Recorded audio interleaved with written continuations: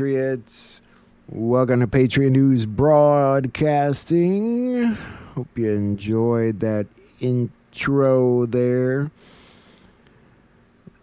The Charlie Kirk stuff, it goes on, you know. I feel like man or mystery at this point. He should be, you know, able to rest in peace, but it just keeps going and going and going. And a ton of news again today. I think Trump did awesome at the United Nations. You know, look at a lot of stuff here, so nothing's in any particular order. Just kind of throwing it all together, and then we'll talk about everything as we go. It's amazing how the news can take somebody, and on the one hand, they're this perfect Christian. On the other hand, they're this evil Mason doing rituals, and they can twist stuff pretty quick. So we're going to look at some of that today. We start in Denmark with the airport drone attack the other day. We start with breaking news from Denmark. Prime Minister Mette Frederiksen has called a drone incident at Copenhagen's airport the most serious attack to date on the nation's critical infrastructure. Flights were grounded and diverted after drones were flown over the airport late Monday. Authorities said the pilot was skilled and appeared to be showing off those capabilities at the region's largest airport. Drones also disrupted flights to the north in the Norwegian capital, Oslo. Both Somehow I have a feeling that's going to get blamed on Russia. And we'll see how that narrative's building up and getting twisted around a bit today as well. Trump accuses the United Nations of funding an assault on the West through migration. Yeah, he pretty much told them they were useless today. Not only is the UN not solving the problems it should, too often, it's actually creating new problems for us to solve. The best example is the number one political issue of our time, the crisis of uncontrolled migration. Don't you think it's pretty pathetic that they sabotaged him all day today? They stopped the escalator on him. They sabotaged the mics, the teleprompter. And they even talked about it beforehand. We'll look at that. Lots of microphone problems. I cannot hear the president. I lost his voice. Apologies, ladies and gentlemen. This is the interpreter. With our international... The microphone is being cut off. Speaking. I cannot hear the president. His voice is gone. The microphone is being cut off.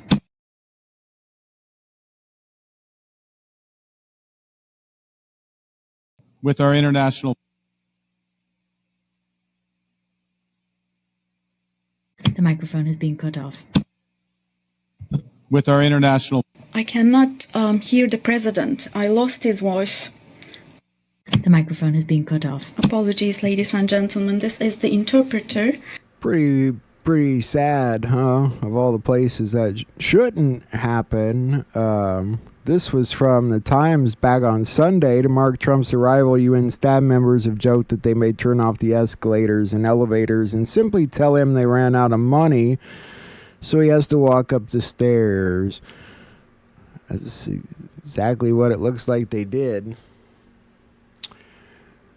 President Trump said that India is one of the primary funders of the Russia-Ukraine war. That was part of his speech today. Now is how many more lives will be needlessly lost on both sides. China and India are the primary funders of the ongoing war by continuing to purchase Russian oil. But inexcusably, even NATO countries have not cut off much Russian energy and Russian energy products, which, as you know, I found out about 2 weeks ago, and I wasn't happy. Think of it. They're funding the war against themselves. Who the hell ever heard of that one? I don't know, but he definitely doesn't like them buying oil from Russia. He seems to have a bone to pick with India and China. He called climate change the greatest con job ever. He said European countries are going to hell because of migration. He mocked the United Nations, saying they don't work for peace and they're basically useless. These are the two things I got from the United Nations, a bad escalator and a bad teleprompter. I didn't think of it at the time because I was too busy working to save millions of lives. That is the saving and stopping of these wars. But later I realized that the United Nations wasn't there for us. They weren't there. That being the case, what is the purpose of the United Nations? The UN has such tremendous potential. I've always said it. It has such tremendous, tremendous potential, but it's not even coming close to living up to that potential. Yeah, I'd agree with you wholeheartedly there. President Macron and his wife, wife, what did I mean? They got halted in traffic because of Trump headed to the UN speech. Thought that was kind of funny. I'm not going to show the video. It's not that funny. Trump said it's a great honor to speak for the United Nations. I believe the speech was very well received. It focused very much on energy and migration and immigration, all that good stuff. Tucker Carlson's new videos on 9/11 have come out. They're really good. The CIA used Saudi assets as a proxy to recruit 9/11 hijackers. John Brennan is a key figure in issuing visas to the hijackers. Is that surprising? John Brennan's treasonous traitor. So how exactly did the CIA try to recruit the 9/11 hijackers? Well, one amazing thing about their arrival is that they didn't try to hide. The hijackers used their real names while in the United States. They operated in plain daylight. Al-Hazmi and Al-Midhar lived in San Diego for more than a year before the attacks. They lived openly. In fact, they were so open that Hazmi's name, address, and a home phone number were listed in the San Diego phone book. When they arrived, the hijackers encountered a Saudi intel operative called Omar al-Bayoumi. They met at a restaurant outside of Los Angeles. The CIA utilized the Saudis in the form of Omar al-Bayoumi to spy for them and to gather intelligence. Yeah, we knew some of that too from the Q posts, and it's just a small piece of his videos. You really should check out his series he put out. In this interview, he with the retired FBI agent revealed that the CIA withheld the 9/11 hijacker information in the long run. It's not just Mark Rossini who testifies to this. Another anonymous FBI agent told investigators that, quote, she believed the CIA's operation may have spun out of control, and that they, the CIA, came to the FBI with limited information in an attempt to locate the hijackers without revealing the true nature or extent of their operation against al-Qaeda. And that's all I can really show there because of copyright, but I'm going to point that out. Tylenol's on the warpath after yesterday, trying to kind of fight back. And the control room, please bring this up. A statement from the maker of Tylenol, Kenvue. Quote, sound science clearly shows that taking acetaminophen does not cause autism. We strongly disagree with any suggestion otherwise and are deeply concerned with the health risks this poses for expecting mothers, unquote. Olivia Rinaldi joins us from the North Lawn of the White House. Olivia, always a pleasure to see you. This is a pretty big announcement from the president and his arrayed medical experts. Did they point to studies or evidence to back them up? Well, Major, this announcement is ongoing at the moment. We heard from President Trump first and then Secretary Kennedy, the leader of HHS. They're talking about this major decision that they're making. We had not heard about studies. We had asked the White House what the underlying data would be to make such an announcement as this today. Maybe they just don't like Tylenol. The FDA approved a drug for autism treatment. I kind of skipped over that part yesterday. And Trump put out this autism action plan, informing doctors and families of the changes, such as with Tylenol, making a therapeutic available, and increasing research investments. I'm also here to announce good news. Today, the FDA is filing a Federal Register notice to change the label on an exciting treatment called prescription leucovorin so that it can be available to children with autism. You know, autism may also be due to an autoimmune reaction to a folate receptor on the brain, not allowing that important vitamin to get into the brain cells. What if Tylenol's not the only factor? Somebody pointed this interesting post out. We all know it's the Tylenol administered after the vaccines. The heavy metals accumulate, then Tylenol inhibits CYP450, also impairing glutathione pathways. What you get is inflammation in the brain, triggering damage to neurons, and hence autism is created. That sounds pretty right there. I would like to see a study done on that particular point alone. It's a thought. Doctors always prescribed it. This is an interesting note. Google admits censorship under Biden, promises to end bans of YouTube accounts of thousands of Americans censored for political speech on topics such as COVID-19 and elections. An opportunity to return to the platform. That includes myself. Today is my 300th video with Patriot News Broadcasting, and I filed an appeal to get my old channel back today. So we will see how that goes. Jim Jordan put out a post about it. Due to our oversight efforts, Google commits to offer all creators previously kicked off YouTube due to political speech violations to return to the platform. They also admit the Biden admin censorship pressure was unacceptable and wrong. They confirmed that the Biden admin wanted Americans censored for speech that did not violate their policies.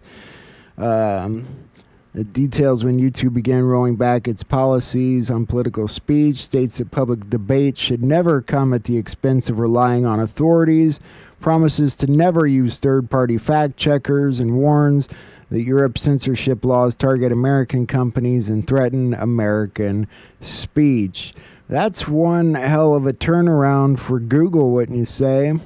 Google has admitted that the Biden administration forced them to censor people. And after the work of Republicans, they will be reinstating political accounts that were banned. And I have requested to Google to restore our episode with Alex Jones and Joe Rogan, which they removed 3 years later, which I can only say I believe was because of pressure from the Biden administration. I believe that Why am I watching a video from Tim Pool on it? Because the networks aren't covering that story. That's how they work. Anything you would want covered, they aren't going to cover that. Ryan Ruth was found guilty of trying to assassinate Donald Trump, officially found guilty today, and it was a weird moment in the courtroom we'll look at in a moment. The FBI presented evidence on Friday that $162,000 was deposited into Sarah Ruth's account in March 2024. So it looks like they may start investigating things to do with his family as well. Apparently, he tried to stab himself after the verdict was read. In terms of the sequence of what happened right after the verdict was read. Now, it is quite shocking. As the verdict was read, it appeared to our producers inside the courtroom that Ruth tried to stab himself in the neck with a pen. That's what it appeared to look like. Then 4 marshals dragged him out of the courtroom, took his coat off. They then shackled him at the waist and ankles, and then they brought him back into the courtroom. So again, this just in from our producers, as the verdict was being read, Ruth tried to hurt himself in the neck with a pen. Now we just saw that emotional reaction from that daughter, and now we know exactly why. So when Ruth was brought back into the courtroom, that's when her daughter stood up, started yelling and screaming. She said to her father, "Don't do anything. I'm going to get you out of here." This is what our producers are telling us just into the newsroom. She also screamed many expletives, and that's when we saw her run out of the courtroom, the video that we were seeing. Quite an emotional scene. What do you think? He was going to get found innocent, for crying out loud? I get what you're saying, Gingeroo. The thing, I showed Charlie Kirk in my intros here for a long time because what he had to say was worth listening to. And that's the best reason to still listen to him today. What is wrong with these lights? That's what I said. It doesn't matter whether you think it happened or not, whether he's a man still or a memory, it's time to lay it to rest, but it's just not going to happen yet. U.S. Secret Service announced that it dismantled a network of more than 300 SIM servers and 100,000 SIM cards in the New York area that were capable of crippling telecom systems and carrying out anonymous telephonic attacks, disrupting the threat before world leaders arrived for the UN General Assembly. They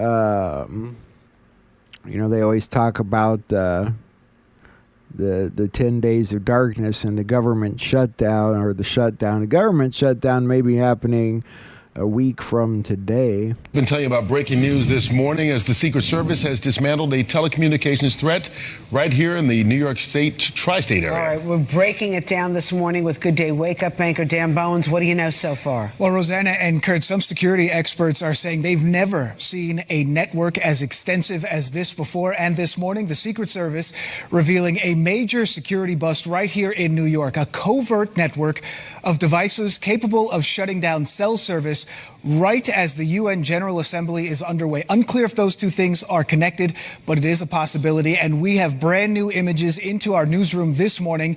These are the devices federal agents say could have disabled cell towers and essentially shut down the cellular network in New York City. These are the things that your authorities have overlooked while they were busy turning off escalators that Trump was about to ride on. New York, your people are about worthless. Turning Point just announced they'll be continuing the campus tour Charlie Kirk started, and some big names will be filling in for him, including Tucker Carlson, Megyn Kelly, Glenn Youngkin, Glenn Beck, Mike Lee, Andy Biggs, and Jeff Landry. And an even bigger guest is going to be announced soon. Stay tuned. Wonder who that would be. I'm not sure on that one. Wow, my hair looks red in this light. Can't quite get the light right in here. Some of the places are going: University of Minnesota. They've already been there. Virginia Tech tomorrow. Utah State, Montana State, University of North Dakota, Oklahoma, Indiana University in Bloomington with Tucker Carlson. I might go to that one. Louisiana State, Ole Miss, Auburn, Berkeley. So a lot of touring still going on. His tour's not ended. So on top of that, J.D. Vance making a little traveling himself, going to North Carolina as the vice president for the first time. He's going to visit Concord to talk about President Trump's tax cuts for working families and public safety.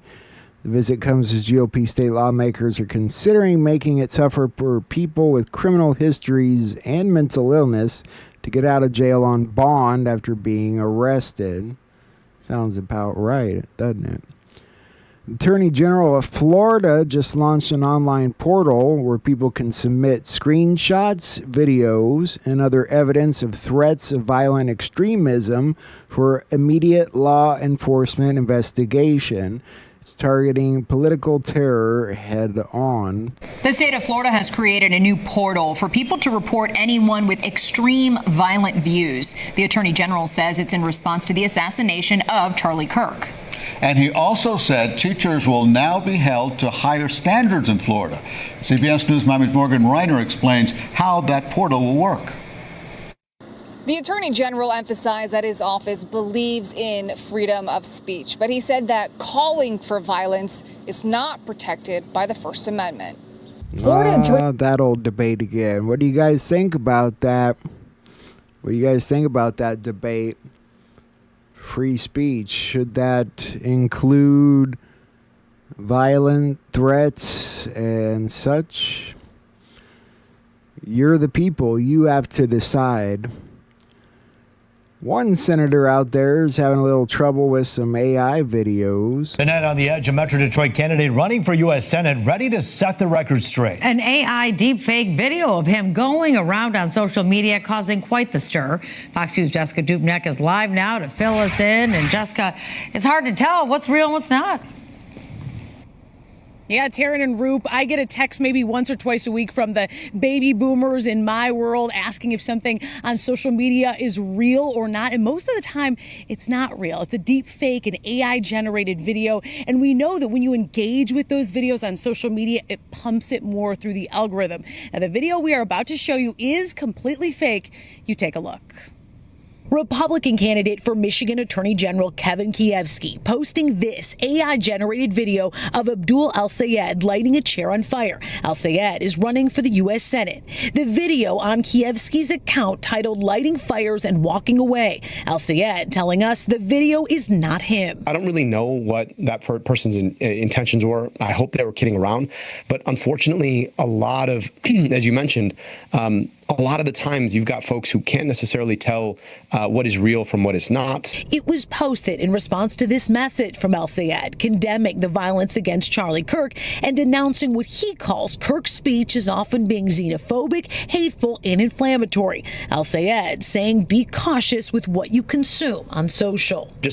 What do you guys think? Political people running for office using AI videos against their opponents, think that should be stopped from going any further. President Trump's going to meet with President Lula next week of Brazil, who criticized him at the UN today. Brazil now faces major tariffs in response to its unprecedented efforts to interfere in the rights and freedoms of our American citizens and others, with censorship, repression, weaponization, judicial corruption, and targeting of political critics in the United States. I have a little problem saying this because I must tell you, I was walking in and the leader of Brazil was walking out. We saw him and I saw him, he saw me, and we embraced. And then I'm saying, can you believe I'm going to be saying this in just 2 minutes? But we actually agreed. We can't hear him anyway. Our translation doesn't work. Nothing wanted to work at the UN today. Now, what I was saying about Charlie earlier is people are turning him into a bad person, calling him a Mason and talking about his funeral being rituals. And we're going to look at some of that stuff, so don't shoot the messenger. Candace Owens suggests the real assassin of Charlie Kirk may have used underground tunnels and escaped through them while everyone was looking up. Obviously, we've heard this theory, but I wanted to show you what she said. There was a massive pipeline that was almost exactly behind where Charlie was sitting. Here's that maybe it's a water pipeline. I don't know, but there it is under the flag. And to your right, I went into my tips line and I saw that somebody had messaged me about this. More than one person messaged me about this. They're like, hey, yeah, there's like a whole underground thing there. And to your right, you're observing those two little boxes. And they told me that was a trap door. Now, I'm not implying someone, popped up and shot Charlie, but that's a close up of that area. I'm just implying that there's an entire underground there. And I remember when I looked at the footage, I felt like it was coming up. I don't know anything about ballistics. I'm not an expert. But if there... What do you guys think about that potential trajectory? Someone popping out of the tunnel and shooting him from below. I guess it would explain why a bullet wasn't found, but then again, they claimed it was still inside of him. So Was a hatch door nearby? Then we can assume, as we should always assume with colleges, obviously stadiums, there's always an underground path.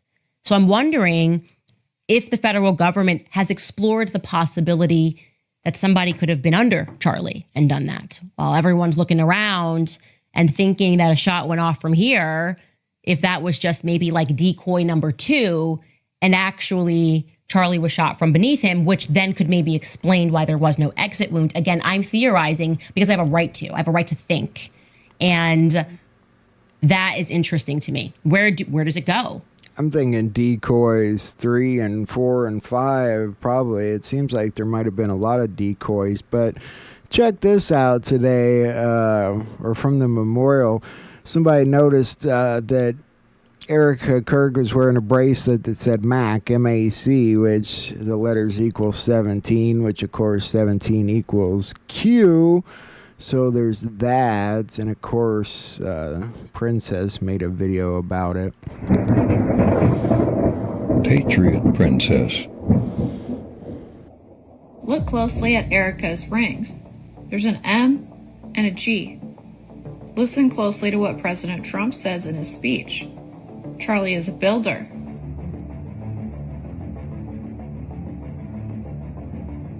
I got to know him very well and saw immediately that Charlie was actually a master builder of people.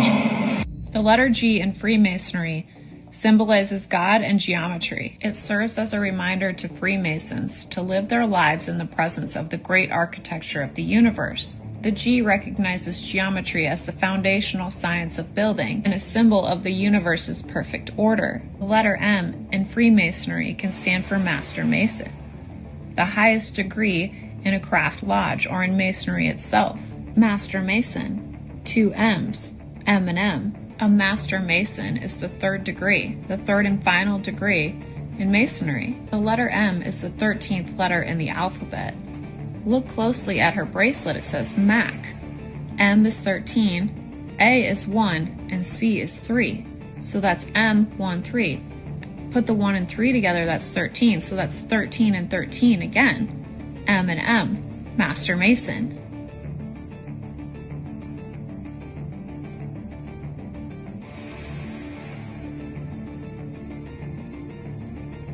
M and M can also mean the Masonic month, pointing to the Masonic calendar that is primarily used for ritual purposes. What is Charlie Kirk's wife trying to show us? Is she hinting to the fact that Charlie and her were Masons? Is this a hint that Charlie Kirk's assassination was a ritual that lined up with the Masonic calendar? Was this his graduation into being a Master Mason? Erica Kirk wore white, not black, to her husband's memorial service. Just like the white gloves and white aprons that the Freemasons wear. Was the original Charlie Kirk and Erica Kirk bad? Were they Freemasons? Were they taken over by good special forces? Was their entity used in the Great Awakening? Are Freemasons connected to Mossad? It seems like Mossad infiltrates everything.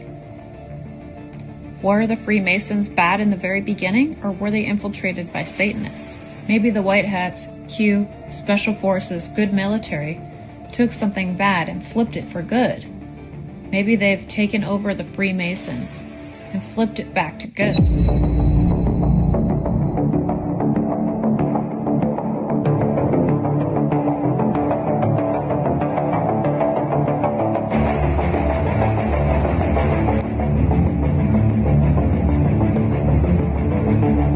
I don't know, but they're going after Trump and Charlie hardcore with this Israel stuff. People seem to have hit their line, and it doesn't end there. In an interview from 2020 with Erica Kirk, she talks about her mother was getting involved with the government, specifically Homeland Security and the Department of Defense. Can I ask a question? This might be off topic. How did your mom choose Phoenix? So she chose to move to Phoenix from Ohio because there was more of an opportunity for a female business owner out here. especially from the standpoint of she was getting involved with the government, so Homeland Security and Department of Defense. And so she had other business partners that were out here that were already in that industry, even one that was a mentor of hers. So it was really convenient to be able to come all together in one place to really have that. But my father ended up moving out here as well because my grandparents had a home out in Sun City. And so it took a little bit to get everyone out here. It took several years, but by that time, everyone was out here. So we had a little bit more family than just us. So you went. So you see that a lot with people used in these ops. Their parents work for the government. Her mom, Homeland Security, Department of Defense. It's pretty significant. Again, people thought Charlie and his wife might have been operatives their whole lives. In the intro, you saw a little bit about the tech guy and the camera and holograms. People pointed out him popping up in some other videos where he's just kind of standing when other people are running. I don't think it's that significant, but I'll show it.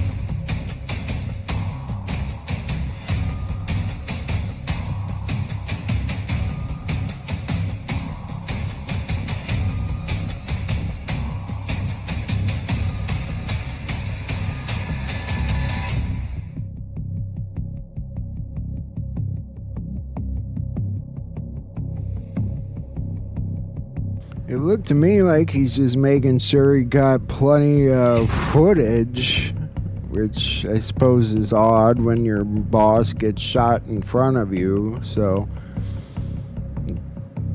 what do you guys think about the weird tech guy video?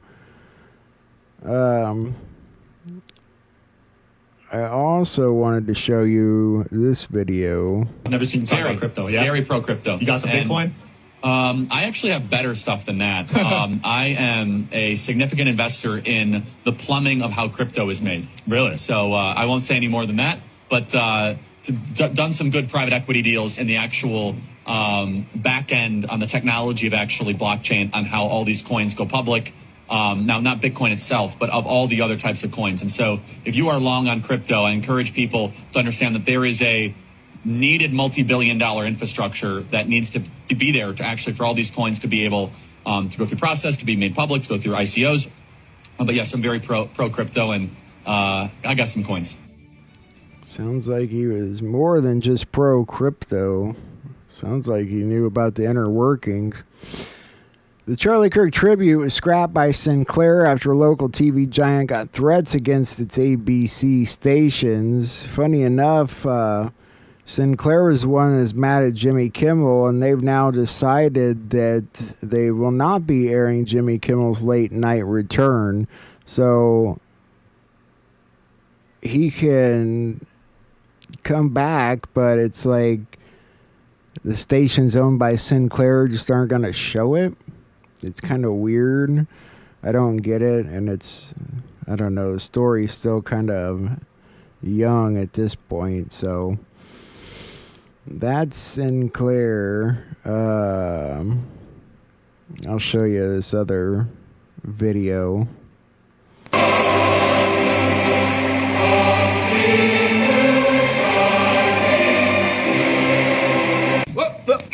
Here I come. Oh, here I come. Oh.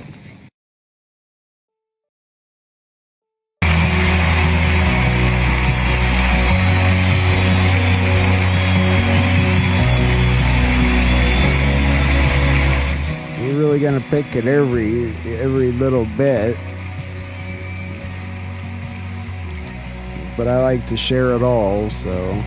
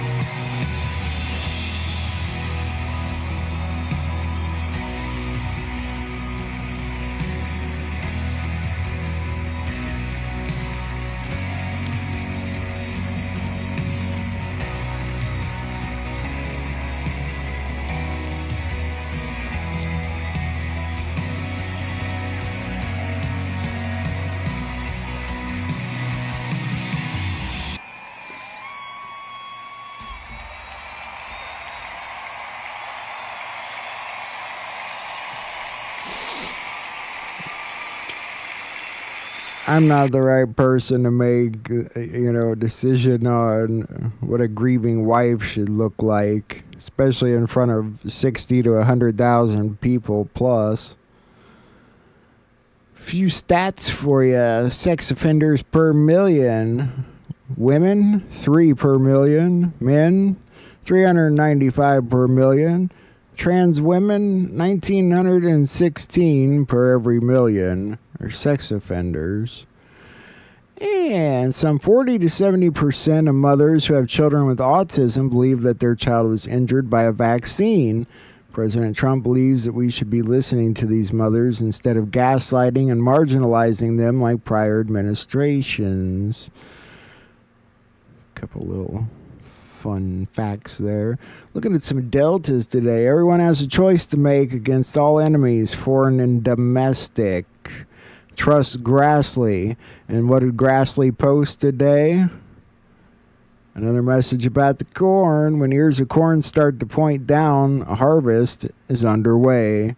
Trust Grassley. The world is waking up. Virus or election? Let the truth be told. Political spying, illegal. Less than 1%. Have faith in humanity. 4 families, 3 generations. Brown, Pelosi, Newsom, and Getty, showing how those 4 families are related. And, of course, the one about the Hillary Clinton Foundation and the Wiener laptop. This one about the media. No media coverage. Why? The same people who control the media are the same people who are part of the evil and corrupt system of control. Crimes against humanity. Of course you know that. Crimes against humanity. This is tomorrow's. Timing can be derived from picture. Anons have always known. Have faith in your research. What timing, I wonder, are we looking for in this picture?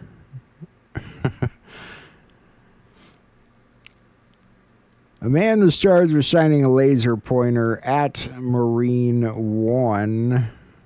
That was the other day. He then retaliated by flashing the beam at an officer's face. The 33-year-old was arrested and is now facing a felony punishable by up to 5 years in prison. Probably shouldn't have pointed that laser pointer. And Tara Reid has been granted Russian citizenship. Tara Reid, who accused Biden of sexual assault, of course. Tara Reid, who accused Joe Biden of sexual assault in 2020, is now a Russian citizen. On September 22, 2025, Vladimir Putin signed a decree published on the Kremlin website that granted her nationality. Reid moved to Russia in 2023, saying she feared for her safety, and she's since appeared on Russian state media and sought asylum before applying for citizenship. Normally, Russia requires about 5 years residency, but the president can speed that up or waive it entirely. For Reid, the practical changes are straightforward: a Russian passport, the right to live and work in Russia, and access to services tied to citizenship. Politically, the move fits a recent pattern of Moscow fast-tracking high-profile foreigners, which sends a message internationally without changing U.S. legal realities. There's no new criminal case against President Biden tied to this. What happens next will likely be more media debate and diplomatic commentary. Can you blame her for wanting to leave the country? I mean, in all honesty. And the most powerful storm on Earth this year lashes the Philippines, and it's on its way to China. Our attention to Asia now, where cities across southern China are bracing themselves for a super typhoon. You've got authorities evacuating hundreds of thousands of people. There are also major disruptions to flights across the region. CBS News foreign correspondent Anna Corin is watching all this from Hong Kong. Anna, you're sitting effectively in the bullseye of this storm. Good morning to you. How are people in general faring with this massive system? Well, Errol, as you say, Super Typhoon Ragasa is shaping up to be one of the most powerful storms of the year. Currently, it's packing hurricane force winds of up to 220 kilometres an hour. That's 137 miles per hour, equivalent to a Category 4. It is barreling, as you say, towards Hong Kong across the South China Sea after sweeping over the top of the northern Philippines yesterday, claiming several lives. We are expected to feel the full impact of that super typhoon tomorrow morning local time. That is when it will be closest to the city. At this stage, it won't be a direct hit, but it will bring those destructive winds, heavy rains and that storm surge. Be interesting. Hong Kong's highly populated. $61 million in Hawaiian funds have gone to Israel, while the Maui fire victims have lost everything and get nothing. $61 million. Sean Diddy Combs is asking the defense for time served, if you can believe that. In a new court filing, lawyers for Sean Diddy Combs are asking a federal judge to sentence him to no more than 14 months in prison. Diddy would be free almost immediately if the judge agreed. Combs will be sentenced on October 3rd after he was convicted in July of 2 prostitution-related charges, which carry a maximum sentence of 10 years in prison. A jury found him not guilty of the most serious racketeering conspiracy and sex trafficking charges. Prosecutors still have to submit their recommendations. So October 3rd, we'll be waiting to hear what that conviction is and how much time he gets more specifically. Texas baseball players had to run for cover during a shooting that happened during the game.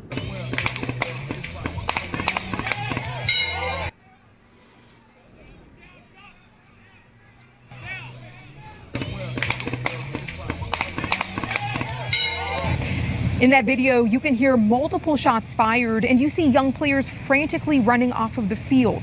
It's a memory coaches I spoke with say will stay with them. And there was bullets flying everywhere. It wasn't one shot, there's bullets flying everywhere off the poles, onto the field. It's just unbelievable. A baseball field turned crime scene at the Rack Sports Complex on FM 2855 near Katy. This video shows the moments shots rang out as baseball players as young as 12 years old were out on the field for a game Saturday morning. It's terrible. I'm going to try not to get emotional, but I'll never forget their little faces. That makes me so sad. You got one wholesome thing left in this country, and your kids get out and can play a baseball game, and you can't even do that without getting shot at. It's absolutely ridiculous and tragic. Trump bailed on a meeting with Democrats about the shutdown, which again will happen a week from today, if not figured out. Let's now get over to Emily Wilkins because she has some breaking news on the government funding talks. Emily. Hey, Courtney. Well, at this point, a government shutdown is still looming next Tuesday if they can't resolve things by then. And a meeting that was supposed to happen between Hakeem Jeffries, Chuck Schumer, the 2 top Democrats, and Trump has now been canceled by Trump. He posted on Truth Social this morning saying that after reviewing the details of what he called unserious and ridiculous demands being made by the minority radical left Democrats in returns from their votes to keep our thriving country open, I have decided that no meeting with their congressional leaders could possibly be productive. And he went on. That's saying a lot, isn't it? So, will the shutdown happen next week? And is that our date? You know, the 10 Days of Darkness post says shutdown. Could there be a shutdown next week? And does it coincide with those Q posts? I don't know. Like everything else, we just have to wait it out. California just passed a UK-style censorship law after Charlie Kirk was assassinated, applying fines up to $1 million to those who say the hateful things on social media. Of all of this, something else happened around free speech, something nobody seems to be talking about, happening in the background while none of us are paying attention. The bluest state in the country, California, just passed the most censorious bill ever to be introduced in this country, SB 771, passing the Assembly on September 10th, 10 days ago, then on September 16th, passing the Senate completely under our noses, which means right now, all that stands between complete statewide government censorship is Gavin Newsom's signature. Now, am I exaggerating about how bad this bill is? No, I am not. Here is the actual bill. You can pull this up yourself on the state's website. The bill's called SB 771. It's called Personal Rights Liability Social Media Platforms. In Section 2, Title 23 of the bill, it defines the penalties for breaking this new California law. If you post something on social media anywhere online that the state of California deems to be hateful, there's a penalty for that reckless violation, a civil penalty of up to $500,000. For an intentional, knowing, or willful violation, a civil penalty of up to $1 million. What do you guys think? Is Gavin Newsom going to sign that one? Probably. You guys are screwed in California, and you may not even be able to post about it. Trump has done a bit of a twist and says that Ukraine can win back all land from Russia, shifting his war stance, but definitely. We begin tonight with Ed O'Keefe here with me at the family table. Ed, I want to bring your attention to a social media post quite separate from the many rhetorical flourishes the president left behind at the United Nations General Assembly. It reads as follows. Control room. I think Ukraine, with the support of the European Union, is in a position to fight, in all caps, win all of Ukraine back in its original form. That may be the biggest thing he said all day. And probably the biggest thing he said, frankly, in weeks, because it is a huge strategic shift now. If this is what he really believes. And frankly makes the rest of the world look stupid. Why did he say that? I don't know. I think it's part of looking like he's mad at Russia and looking like Russia's violating all these laws that they're not actually violating. There was an active shooter at the Augusta Mall in Georgia today. All right, so thank you all for coming. Just want to give you the facts as to what happened as we know it.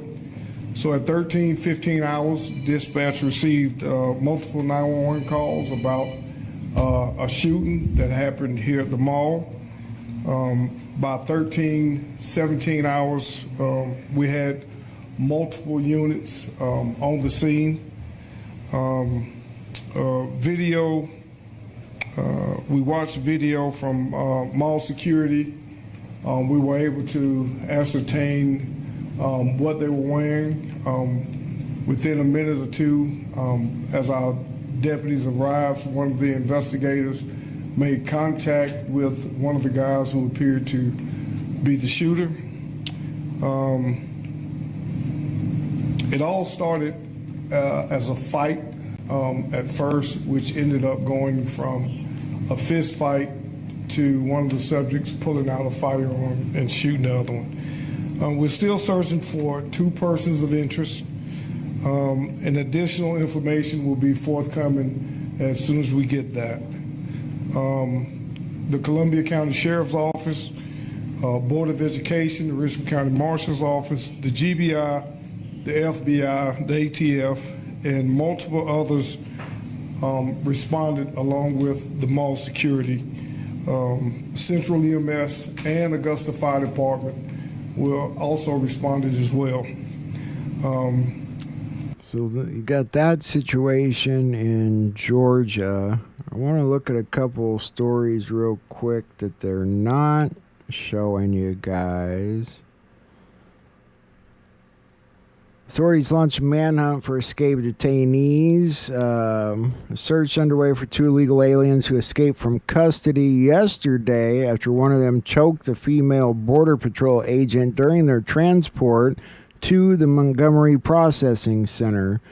Juan Carmen Pardon Mendez, 29, and Juan Carlos Barron, 23, both from Mexico, are now considered fugitives. The incident occurred when the 2 were being transferred after being arrested in a multi-agency operation near Spring, Texas. And Peter Strzok, the FBI agent who sent anti-Trump texts, loses a First Amendment case over his firing. Thought that was worth looking at and getting a kick out of. So there's that bit of news as well. And that covers the news portion of the show today. We're now going to turn it over to one of our patriots, like always. Tonight, we're going to start with Juan O'Sullivan.